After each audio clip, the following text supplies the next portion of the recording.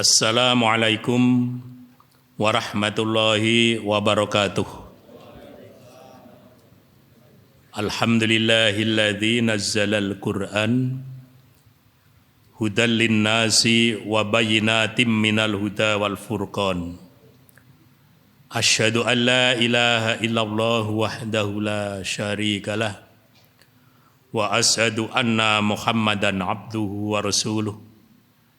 Allahumma salli ala Muhammadin wa ala alihi wa ashabihi wa mawalah amma ba'd. Jamaah salat maghrib Masjid Jenderal Sudirman yang insya Allah dirahmati Allah Subhanahu wa ta'ala. Marilah kita ulangi kembali di dalam kita senantiasa memanjatkan rasa syukur kita kehadirat Allah Subhanahu wa ta'ala, yang mana Allah telah melimpahkan segala taufik dan hidayahnya pada kita sekalian, sehingga di sore yang cerah ini kita bisa melanjutkan kajian rutin kita setiap Jumat malam atau malam Sabtu. Salam serta sholawat atas junjungan kita Rasulullah Muhammad sallallahu alaihi wasallam, yang berkat perjuangan beliau itulah kita kemudian bisa mengimani, bisa meyakini, bisa mengamalkan, dan sekaligus bisa mendakwahkan dinul haq, dinul Islam. Sebagaimana tadi disampaikan oleh saudara MC kita, tema yang saya ambil pada sore mendekati malam ini adalah manajemen waktu untuk raih masa depan yang lebih baik. Kita awali dari surat pendek yang senantiasa kita baca ketika kita berbicara tentang waktu, yaitu surat Al-Ashr. Mari kita baca bersama-sama Bapak Ibu sekalian. A'udzu billahi minasyaitonir rajim. Bismillahirrahmanirrahim. Wal 'asr innal insana lafi khusr illal ladzina amanu wa 'amilus solihati wa tawassaw bil haqqi wa tawassaw bis sabr. Demi masa, sungguh manusia berada di dalam kerugian kecuali orang-orang yang beriman dan mengerjakan kebajikan serta saling menasihati untuk kebenaran dan saling menasihati untuk kesabaran. Sekarang ini sedang ngetren ya, kalau kita bicara apa saja diawali dengan pantun. Nah, ini saya supaya nanti bisa ikut-ikutan Pak gitu. Supaya nanti Pak Gani gile moto ki rada mantep gitu. Wangun gitu. Burung pipit di atas lembu, terbang ke ranting indah terlihat. Ayo bangkit dari tidurmu, sambut pagi penuh semangat. Tuan Raja pergi ke rawa, burung tekukur indah suara. Awali kerja dengan doa, akhiri dengan bersyukur padanya. Nah, ini karena kita sebentar lagi ada enggak saudara kita yang mau berangkat ibadah haji ini? Maka pantunnya, jalan-jalan ke kota Mekah, banyak domba di dekat lembah. Semoga kerja kita mendapat berkah, supaya hidup semakin indah. Pohon randu banyak durinya, tangan bermain kaki melangkah. Sambut pagi dengan gembira, semoga kita mendapatkan berkah. Nah, kita lanjutkan dengan penjelasan dalam Al-Quran. Di dalam surat At-Tin, surat yang ke-95, ayat yang keempat sampai yang keenam, itu Allah memberikan penjelasan kepada kita ini bahwa manusia adalah sebagai makhluk yang sebaik-baik ciptaan dari Allah Subhanahu wa taala. A'udzu billahi minasyaitonir rajim. Laqad khalaqnal insana fi ahsani taqwim tsumma radadnahu asfala safilin illal ladzina amanu wa 'amilus solihati falahum ajrun ghairu mamnun. Sungguh kami Allah telah menciptakan manusia dalam bentuk yang sebaik-baiknya, kemudian kami kembalikan dia ke tempat yang serendah-rendahnya, kecuali orang-orang yang beriman dan mengerjakan kebajikan, maka mereka akan mendapatkan pahala yang tidak ada putus-putusnya. Jadi di sini memberikan penjelasan bahwa kita diciptakan oleh Allah sebagai makhluk yang terbaik. Tetapi kalau misalnya kita tidak bisa melaksanakan fungsi kita dengan yang sebaik-baiknya, maka kita akan turun menjadi makhluk yang serendah-rendahnya. Nah, oleh karena itu, bapak-bapak, ibu-ibu sekalian, kita berbicara tentang manajemen waktu, itu nanti juga ada kaitannya dengan apa perspektif tentang waktu berkaitan dengan Al-Quran membicarakan itu. Ya. Kalau kita lihat bahwa kalau ada pertanyaan waktu itu penting apa tidak, gitu ya. Nah, kalau kita lihat bahwa Al-Quran mengingatkan tentang waktu dan Allah bersumpah atas berbagai waktu, dan mufassirin mengartikan kalau Allah bersumpah dengan sesuatu itu menunjukkan akan pentingnya apa yang Allah bersumpah itu. Ada surat Al-Fajr, ada surat As-Sam, ada surat Al-Lail, ada Ad-Duha, dan yang tadi kita baca surat Al-Asr itu ya, yang artinya Allah bersumpah demi waktu, bahwa manusia itu adalah makhluk yang sangat berdimensi tentang waktu itu, sehingga Rasulullah Muhammad sallallahu alaihi wasallam pernah mengingatkan kepada kita sekalian, tidak akan tergelincir kedua kaki manusia kecuali setelah ditanya tentang 4 hal. Pertama, tentang umurnya, bagaimana dia habiskan. Yang kedua, tentang masa mudanya, untuk apa dia manfaatkan. Yang ketiga, tentang hartanya, dari mana dia dapatkan dan kemana diinfakkan. Kemudian pertanyaan yang keempat adalah tentang ilmunya, apa yang bisa diperbuat dengan ilmu yang kita miliki. Dari sini bapak-bapak, ibu-ibu, adik-adik sekalian, 3 yang lain itu pertanyaannya hanya 1, tapi 1 yang lain pertanyaannya 2. Jadi kalau pertanyaan tentang umur, tentang masa muda, tentang ilmu itu pertanyaannya hanya 1. Tapi kalau menyangkut masalah harta, itu pertanyaannya adalah menjadi 2.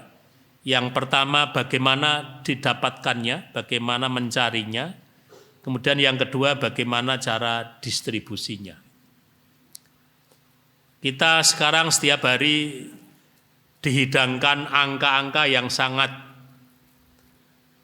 sangat tinggi gitu. Angka-angka yang sangat fantastis. Tiba-tiba diberitahu ada korupsi 8 triliun. Ada yang mengatakan 8 triliun itu untuk menutupi yang 349 triliun.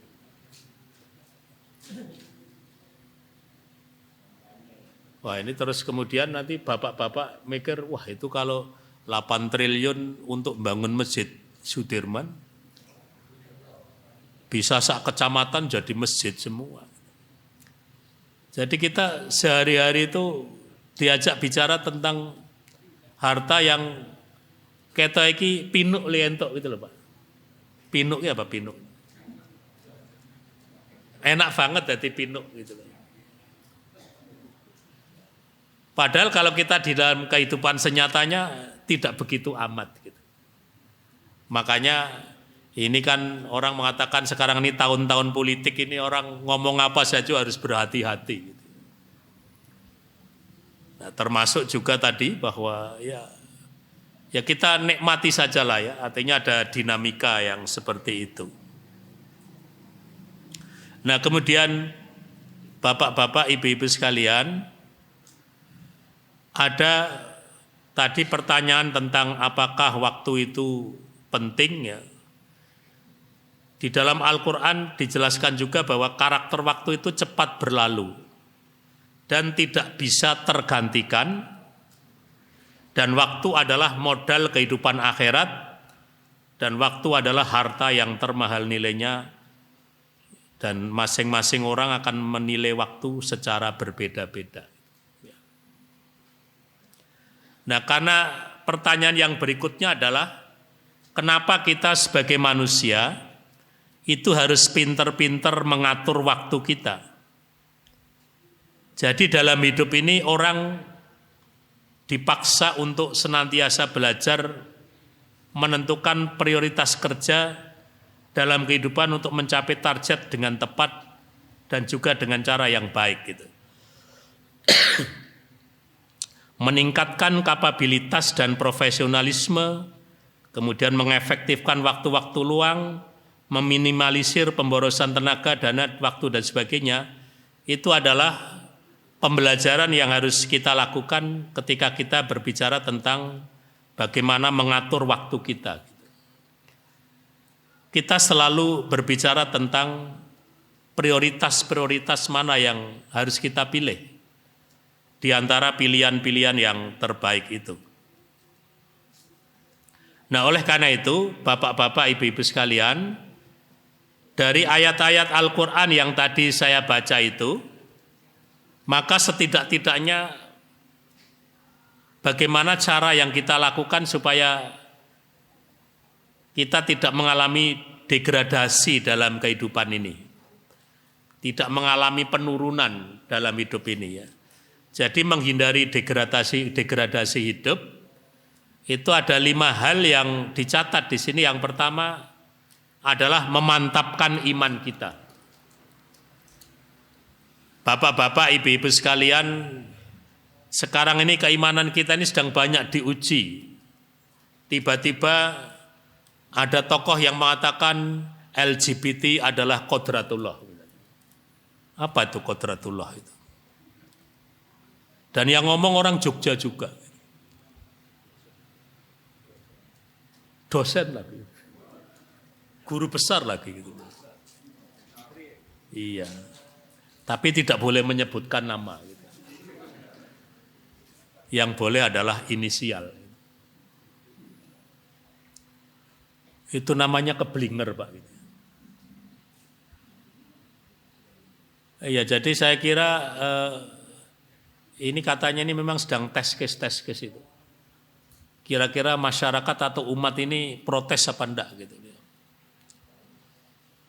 Jadi sekarang yang namanya Declaration of Human Rights itu ya, deklarasi hak asasi manusia sedunia ini, ya ada yang menguntungkan kita, tapi juga kadang-kadang juga ada yang bertentangan dengan nilai-nilai keislaman kita.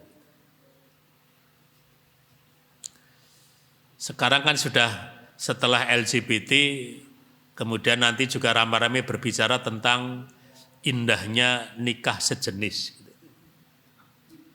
Saya pernah menemukan ada jurnal dari Lembaga Pendidikan Tinggi Islam kok laporan utamanya tuh indahnya nikah sejenis.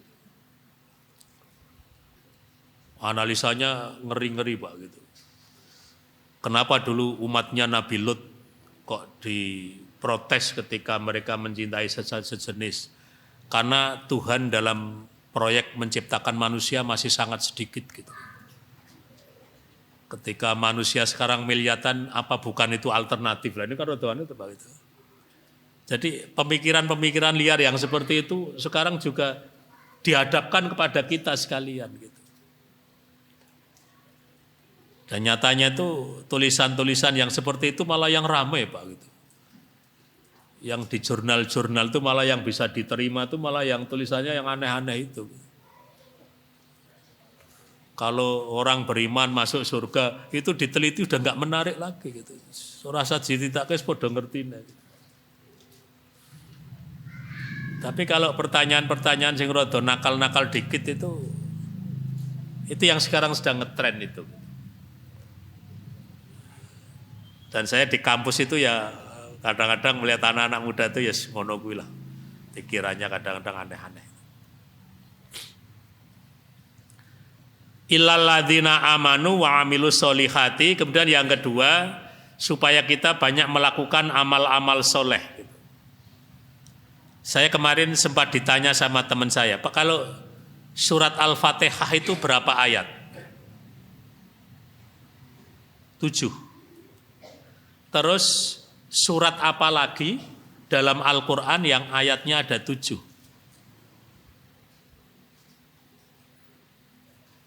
Apa ya Pak? Biasanya kalau mahasiswa kan langsung googling gitu terus.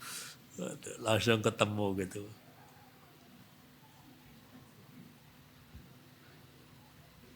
Itu ternyata setelah saya cek itu surat Al-Ma'un itu. Coba dicek itu. Al-Ma'un cerita tentang apa itu? Tentang para pendusta agama.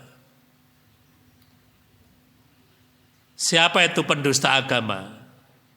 Mereka yang menghardik anak yatim. Tidak mengajak memberi makan mereka dan sebagainya. Itu artinya apa? Kita perlu melakukan kerja-kerja kemanusiaan. Orang sering mengatakan kalau fikih tauhid sudah paripurna, maka kita banyak bicara tentang fikih sosial. Setelah hubungan kita dengan Allah sudah ditata dengan baik, maka problem yang berikutnya adalah bagaimana mensejahterakan orang yang ada di sekitar kita. Sampai dulu ada teologi Al-Ma'un dan sebagainya. Nah sekarang orang kemudian dalam situasi yang perkembangan kehidupan yang semakin sulit ini, hidup sekarang itu makin sulit apa makin mudah toh? Makin mudah bagi yang mudah, makin sulit bagi yang sulit gitu ya Pak. Tetapi kalau dalam bahasa sosiologi terjadi widening gap gitu ya. Kesenjangan yang semakin menganga antara si kaya dengan si miskin itu. Ya. Dan Islam juga menyadari bahwa secara realitas sosial manusia itu pasti ada yang diuntungkan oleh sistem, tapi juga ada yang tidak diuntungkan oleh sistem. Nah disitulah kemudian muncul konsep zakat dan sebagainya, yang secara garis besarnya manusia digolongkan di dalam 2 kelompok besar. Yang pertama namanya muzzaki, kemudian yang kedua namanya mustahik. Muzzaki adalah orang yang diuntungkan oleh sistem sehingga berkewajiban untuk mendistribusikan sebagian yang dimilikinya kepada orang lain. Kemudian yang namanya mustahik adalah mereka yang karena satu dan lain hal membutuhkan bantuan, yang dalam Al-Quran dikatakan ada 8 asnaf itu. Jadi itu Pak, 2 golongan manusia itu. Tinggal kita nanti di posisi yang mana. Dan diharapkan pemberdayaan masyarakat itu, semangat Al-Ma'un itu menjadikan para musta ini menjadi muzzaki itu ya. Supaya mereka naik kelasnya gitu. Dari yang biasanya hanya mendapatkan bagian, dia bisa mendistribusikan. Nah sama juga ini kan sering orang mengatakan ini kita sebulan lagi sudah hari raya Idul Adha. Kita diperintahkan untuk berkorban gitu. Ya apa kita ya rela dari tahun ke tahun hanya berkorban perasaan terus gitu ya. Itu kan harus. Ya ono undang-undangan lah gitu ya. Ya enggak apa-apa juga. Cuman kan lebih bagus kita supaya ada semangat gitu ya. Saya kemarin baru saja ditelepon teman saya dari Bekasi itu tanya. Di Jogja ini ada peternak sapi yang bagus belum gitu. Karena menurut survei Pak itu sapi yang banyak dibesarkan di Indonesia ini sebagian besar pejantan Pak. Ya, karena mikir nanti kalau untuk kurban itu harganya bisa tinggi gitu. 2 tahun sudah bisa besar, kemudian harganya tinggi gitu. Padahal ya orang mau kurban sapi betina ya tidak ada masalah sebenarnya. Cuman rasa-rasanya kita belum begitu terbiasa gitu Pak ya. Apalagi nanti kurban sapi betina begitu dibeleh terus ternyata ada keturunannya ada di dalamnya itu kan jadi tidak enak Pak itu. Itu sudah bukan batibul lagi itu gitu. Ya kalau di daerah Kendal itu kan sate kambing batibul bawah 3 bulan. Kalau ini malah bawah kandungan Pak gitu. Masih dalam kandungan itu. Masih. Ketika saya diajak makan-makan di batibul itu, terus istri saya itu masuk ke yang ngolah itu. Ditanya, gimana Pak? Wah saya itu enggak berani makan itu, enggak tegel gitu. Bisa ngolah tapi enggak tegel kan bayangkan kambing 3 bulan dibelah segala itu. Ya memang yang makan enak usah balung-balungnya gitu ya. Si amoh kabeh gitu. Cuman yang belehku enggak tegel Pak melihat itu. Wong ya saya cilik tenanan gitu. Itu yang batibul bawah 3 bulan. Itu sak balung-balungnya dadi dimaem kabeh. Nah, jadi kembali kepada bagaimana kita kerja-kerja kemanusiaan kita. Kita banyak membantu saudara-saudara kita yang barangkali memang membutuhkan bantuan itu. Illal ladzina amanu wa amilus solihati wa tawasau bil haqq. Kemudian yang ketiga, menghindari degradasi hidup adalah saling berpesan tentang kebenaran. Nah, Bapak Ibu sekalian, tadi saya sampaikan bahwa dalam situasi yang seperti sekarang ini, menegakkan kebenaran bukanlah sesuatu yang mudah. Harus punya keberanian, harus punya ketegaran, harus punya istiqomah gitu Pak. Orang kadang-kadang menerjemahkan istiqomah dengan istilah konsisten. Itu ya tidak dekat-dekat amat gitu ya. Jadi memang ada dari istiqomah itu ada unsurnya konsisten tapi tidak sekedar itu. Nah oleh karena itu maka kemudian Rasulullah kan juga ingatkan kepada kita sekalian ad-dinun nasihah, bahwa hakikat agama adalah nasihat. Oleh karena itu kita mengingatkan kepada saudara-saudara kita yang barangkali sedang lupa dan sebagainya, itu menjadi kewajiban kita. Kemudian watawasau bis sabr, kemudian saling berpesan tentang kesabaran. Nah, bapak-bapak, ibu-ibu sekalian, penyakit yang sering dihadapi oleh masyarakat termasuk dalam berdakwah itu kan penyakit yang namanya tergesa-gesa itu, kesusu itu, ingin supaya segera berhasil. Sementara kalau kita lihat bahwa perjalanan dari para nabi ketika menegakkan agama Allah itu membutuhkan waktu yang panjang itu.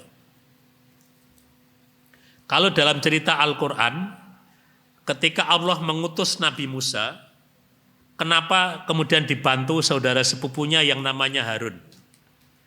Itu dalam cerita karena apa Pak? Karena ya sekian lama ini kan mengatakan karena dulu waktu Musa kecil disuruh milih bara api ataukah makanan gitu ya. Katanya milih, sebenarnya mau secara fitrahnya dia mau makan makanan itu, tapi terus dibelokkan makan yang bara api sehingga bahasa kita namanya terus celet apa-apa gitu.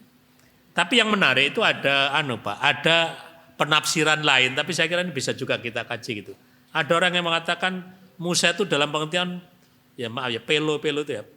Pelo untuk ngomong karena apa? Yang dihadapi adalah bapak angkatnya. Gitu. Jadi apa ya? Bagaimanapun orang yang pernah ada hubungan tertentu, kemudian dia harus memperbaiki, itu ada beban-beban moral itu.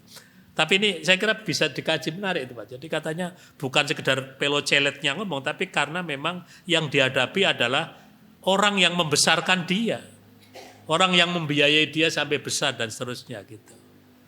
Sehingga ya bagaimanapun makanya saya kadang-kadang mengatakan ya orang tuh kalau ingin sukses memang baiknya keluar dari kampung halamannya itu.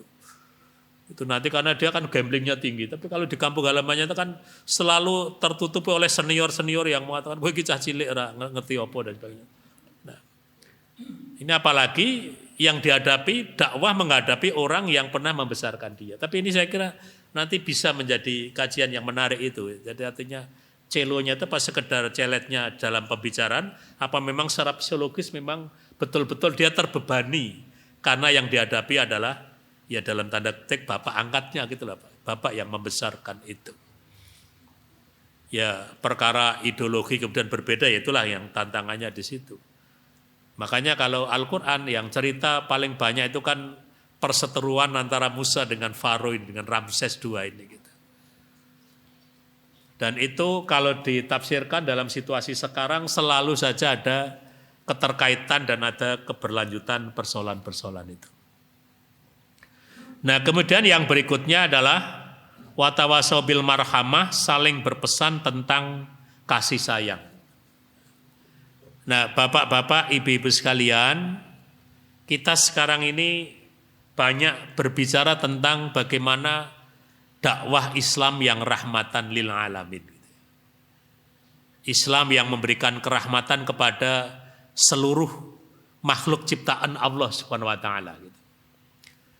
Nah, oleh karena itu kalau di kalangan budaya lain itu hari kasih sayang itu diakumulasikan di tanggal 14 Februari Pak ya. Tapi kita selalu mengatakan orang Islam itu kasih sayang itu sepanjang waktu dan sepanjang masa. Cuma khusus ini catatan 14 Februari 2024 ya.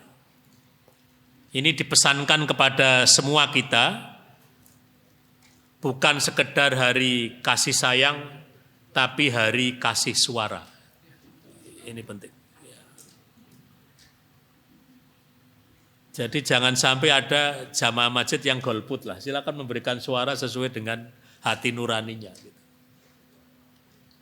Kita hitung mungkin hanya sekitar tinggal 9 bulan lagi. Ada pilihan presiden, pilihan DPR pusat, DPR provinsi, kabupaten, dan DPD. Jadi milih 5 Pak ya. Itu ya ora gampang ya Pak. Rumah yang sepuh-sepuh barang itu ya. Ya pesan saya yang pertama yaitu tadi. Yang pertama jangan sampai kita mengajari golput lah. Ya pokoknya pilih yang menurut Anda yang jenengan yang terbaik itu dipilih. Gitu. Bismillah. Gitu. Jadi kan juga masih ada beberapa kelompok muslim yang masih memotivasi untuk tidak usah memilih. Itu merugikan umat. Jadi hari kasih suara. Dan kita juga harus berhati-hati.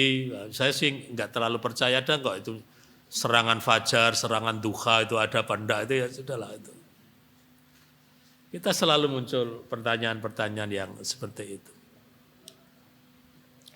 Nah jadi Islam itu adalah agama yang membawa kedamaian, ada yang agama yang membawa kepada kasih sayang. Nah, oleh karena itu yang tadi saya sampaikan kita tidak ikut-ikutan pemikiran bahwa kasih sayang itu hanya diakumulasikan pada hari-hari tertentu.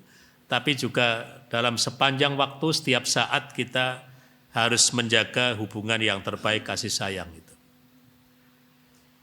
Nah kemudian yang berikutnya Bapak Ibu sekalian dalam surat Al-Hasyr surat yang ke-59 ayatnya yang ke-18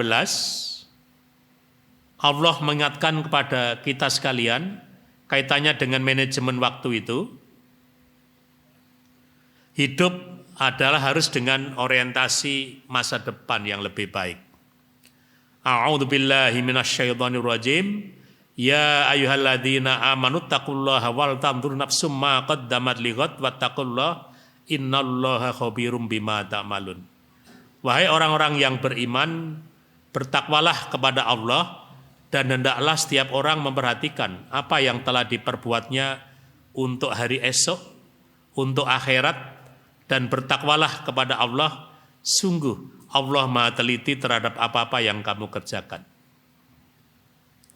Jadi dalam ayat ini kita diperintahkan untuk senantiasa mempersiapkan masa depan yang lebih baik gitu.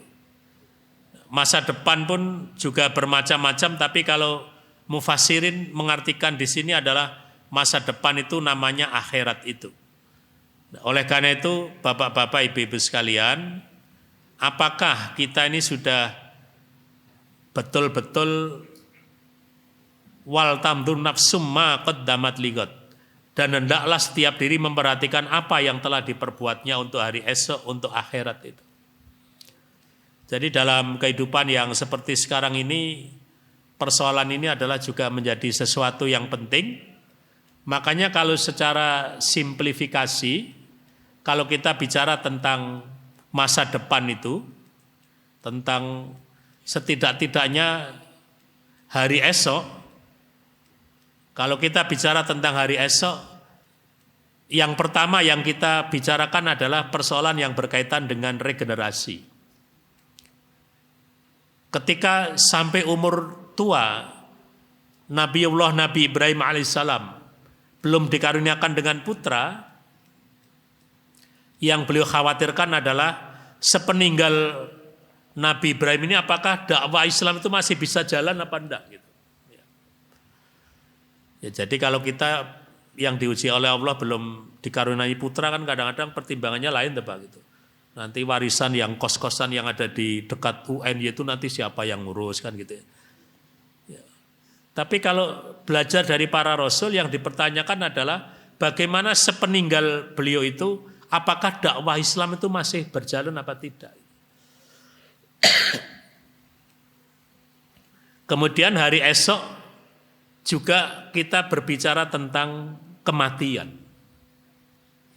Apakah kita ini sudah mempersiapkan diri tentang kematian itu? Saya sering menanyakan apakah ibu-ibu yang di belakang sudah siap dipanggil Allah, Bu? Nah, ada loh ibu-ibu yang jawab kula jane nggih pun siap ning bapake lare dereng marengke maksud. Wah. Apa tenan para ya mbuh gitu lah gitu tapi ya jadi kita karena terbuai dengan kehidupan sekarang ini kadang-kadang tidak memperhatikan sesuatu yang pasti terjadi, tetapi kadang-kadang tidak kita persiapkan dengan baik. Beberapa hari yang lalu 2 hari yang lalu di media sedang ramai ketika ada suami istri yang dipanggil Allah dalam hari yang sama Pak ya kemarin itu padahal teman saya, adik kelas saya di KIP itu. Direktur Mualimat itu dipanggil Allah, suaminya meninggal jam 5 pagi, istrinya meninggal jam 12 siang.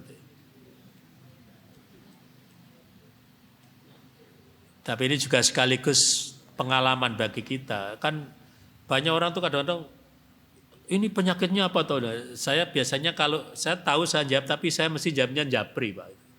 Tapi kadang-kadang orang yang ada semangat di grup ini, wah ya kan ya ndak etis lah ya artinya. Ya kalau sekedar tanya, kalau saya selalu ngirimkannya saya japri Pak. Saya beritahu penyakitnya ini. Ya jangan di-share di grup lah, enggak nyaman, enggak enak gitu ya. Ya pokoknya sudah berpulang ke rahmatullah dengan tenang kan gitu kalau secara tidak usah penyakitnya apa. Tapi ya sekaligus ini juga pembelajaran kepada kita. Ini tadi juga teman saya dari Makassar juga suami istri kena